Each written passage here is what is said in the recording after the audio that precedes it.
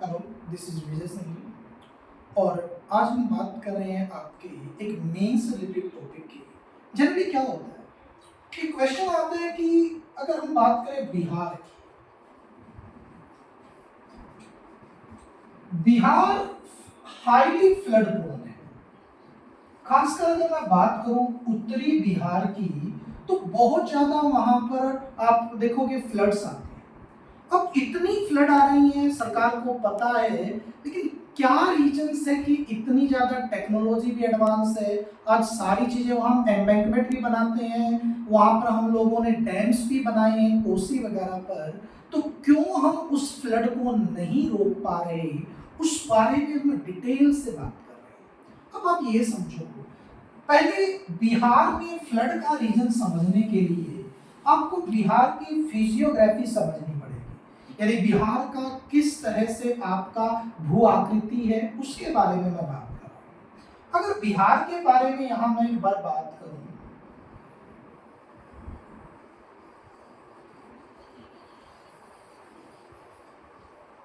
Okay, तो ये बिहार का फिजियोग्राफिक डिवीजन है जिसमें सबसे बड़ा रोल है हमारी रिवर गंगा का।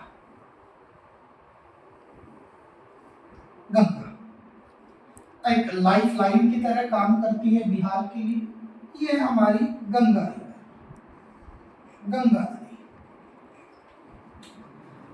अब गंगा के जो नॉर्थ में है वो नॉर्दर्न प्लेन्स ऑफ बिहार है, साउथ में है साउदर्न प्लेन्स ऑफ बिहार है, यानी उत्तरी बिहार के मैदान है और दक्षिणी बिहार के मैदान है। आपको एक सिंपल सी फिजियोग्राफी डिवीजन और मैं बताता हूं। नॉर्दर्न बिहार के प्लेन हाईली फ्लैट है, बहुत ज्यादा आपके सपाट है एक तरह से, उनकी बात करें फीचरलेस है। और यहीं पर हमारा है शिवालिक माउंटेन रेंज। शिवालिक, ये हमारा शिवालिक माउंटेन है। शिवालिक जो हिमालय की सबसे लोअर मोस्ट आपकी रेंज है उसके बारे में बात है। ये हमारा नेपाल है। अब इन सारी चीजों में क्या रोल है वो देखो। बिहार में सोरो को बिहार हम कहते हैं कोसी रिवर, कोसी को कोसते हैं हम कहीं ना कहीं। तो जो कोसी रिवर है उसकी मैं अगर बात करूं, तो कोसी रिवर मान लो ये है कोसी, कोसी। अब कोसी रिवर का ओरिजिन है नेपाल से, और नेपाल में कोसी बनने से पहले इसमें 7 अलग अलग से ट्रिब्यूटरी आते हैं जिनको सप्त कोसी कहते हैं। तो यानी वो जो हिमालय है, माउंटेन है, उसमें अलग अलग जगह से ब्रांचेस आकर मिल जाती हैं ऐसे, तब जाकर कोसी तैयार होती है। यानी जो कोसी का ड्रेनेज है, उसका पानी है, वो इंडिया में नहीं आता, वो पानी आता नेपाल से, एक रीजन, ठीक। साथ में जब कोसी आपका इंडिया में आती है तो वो शिवालिक से होकर आती है। शिवालिक अनकॉन्सोलिडेटेड यानी असंगठित अवसाद से बना है। ये समझ लो रेत मिट्टी है उसमें, तुरंत उसको काट देगी नदियां, बहुत सारे सेडिमेंट अवसादों को साथ लेकर आएगी। यानी कोसी हाईली सेडिमेंट को साथ में लेकर आती है, एक प्रॉब्लम, ठीक। दूसरी बात, कोसी की जो ट्रिब्यूटरीज हैं, खासकर दो हम बात करें, एक है हमारी बागमती, बागमती, दूसरी है हमारी यहां पर कमला।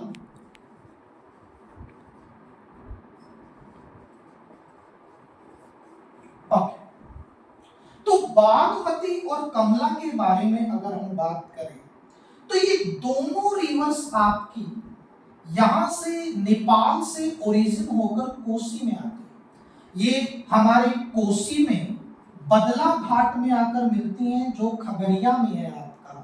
तो होता क्या है देखो, यदि ये खुद भी असंगठित अवसाद को लेकर आ रही है, इसकी ट्रिब्यूटरी भी असंगठित अवसाद को लेकर आ रही है, उससे क्या होगा। और ऊपर से ये फ्लैट पोर्शन है। इतनी फिजियोग्राफी सबको समझ में आ रही है क्या हो रहा है यहाँ पर। ओके, अब प्रॉब्लम ये है फ्लड आती कैसे है? फ्लड तब आती है जब जो रिवर का वाटर है वो अपनी वैली को क्रॉस कर जाए और इधर उधर बिखर जाए। ये कब हो सकता है? या तो रेनफॉल एक्सेस हो, यानी बारिश एक लिमिट से ज्यादा हो जाए, या वैली की कैपेसिटी कम हो जाए। वैली की कैपेसिटी कम कैसे होगी? उस घाटी की, अगर मैं इस घाटी में रेत भर दूं तो पानी कम आएगा। और आपको ये पता है कि ये शिवालिक का जो रेत है, जो सेडिमेंट है, वो आकर जमा होता है। तो यहां पर दोनों चीजें होती है, एक तो रेनफॉल एक्सेस हो जाए, साथ में वैली दिन पर दिन वो कम गहरी होती है, पानी बाहर फैलता है। और अगर स्लोप हो, आप समझो ना कि अगर स्लोप होता है तो पानी आराम से नीचे आ जाए, लेकिन ऐसे फ्लैट है तो पानी हर जगह फैल कर आएगा। इससे क्या होगा? फ्लड चारों तरफ फैल जाएगा। तो नॉर्दर्न बिहार का जो फिजियोग्राफी है वो इसके लिए प्रॉब्लम क्रिएट करती है कि हम लोग आपका यहाँ पर चाहकर भी कुछ नहीं कर पा रहे। अब आप बोलोगे सर यहाँ पर डैम बना देने चाहिए, एक सोल्यूशन है कि डैम बना दे, और कोसी पर डैम बना भी, तो क्यों उस डैम से आपका ये फ्लड नहीं रुक पाई है, उसके बारे में मैं बताना चाहूंगा। ध्यान देना, प्रॉब्लम क्या हो रही है?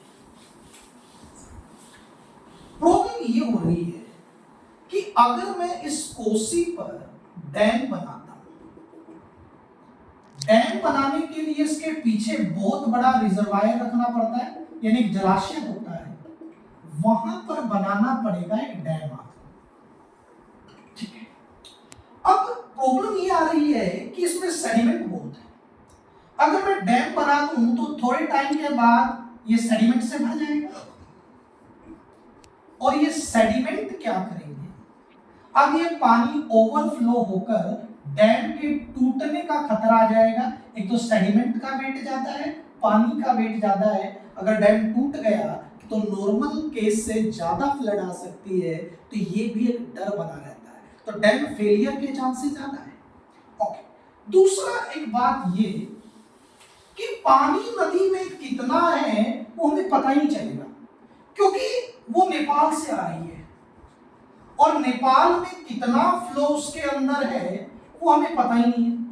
हमारे पास तो ये सप्त कोसी का एक पार्ट आता है, बाद में आपका जो कमला है, आपका बागमती है, वो रिवर्स कोसी में आकर मिल जाते हैं।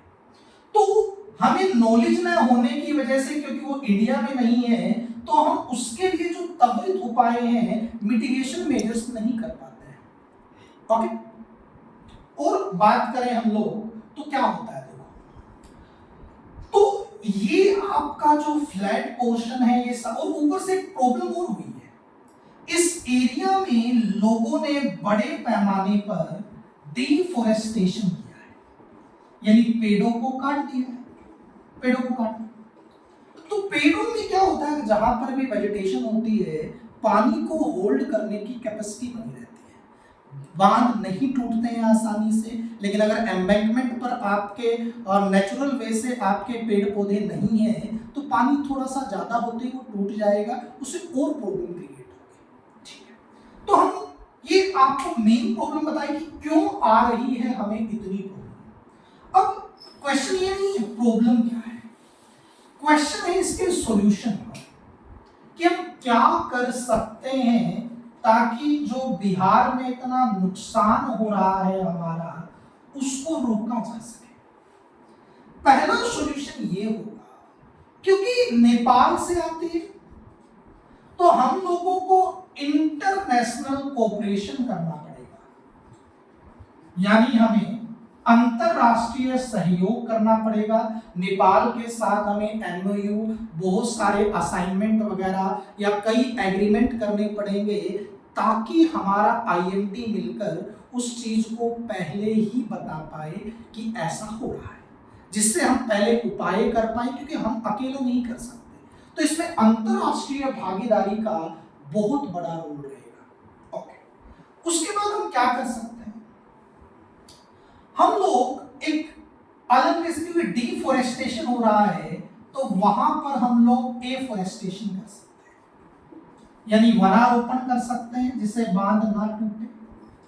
एक नया, वैसे तो हम चाला भी रहे हैं, इंटरलिंकिंग ऑफ रिवर किया जा सकता है।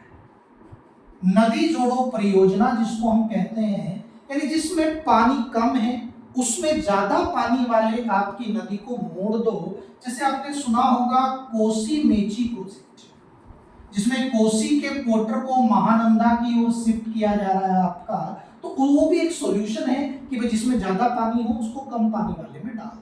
तो ये इंटरलिंकिंग और रिवर भी हो सकता है। साथ में कैनाल सिस्टम बिल्डअप करना पड़ेगा, यानी नहर तंत्र। कैसे? क्योंकि देखो नदी में पानी ज्यादा है, अगर हम छोटी छोटी नहरों में उसको डिवाइड कर देंगे पानी को, इससे इरिगेशन भी मजबूत होगा हमारा, और साथ में फ्लड की प्रॉब्लम से भी सॉल्यूशन हम कर सकते हैं। ठीक है, साथ में और क्या कर सकते हैं? इसके साथ साथ लोगों को अवेयर करना, मॉक ड्रिल करना, लोगों को स्विमिंग का प्रशिक्षण देना, तैरना सिखाना, क्या फ्लड में उपाय किए जा सकते हैं, अर्ली वार्निंग सिस्टम, ये सारी चीजें करके हम लोग इस फ्लड को रोक सकते हैं। तो कहीं ना कहीं एक बड़े पैमाने पर, और इसमें सेंट्रल और स्टेट और इंटरनेशनल सबकी भागीदारी जरूरी होगी। तो ये कहीं ना कहीं एक कंसेप्ट था आपका जिसके बारे में हमने बात की, एक बड़ी प्रॉब्लम जिसका सॉल्यूशन बड़े पैमाने पर करना।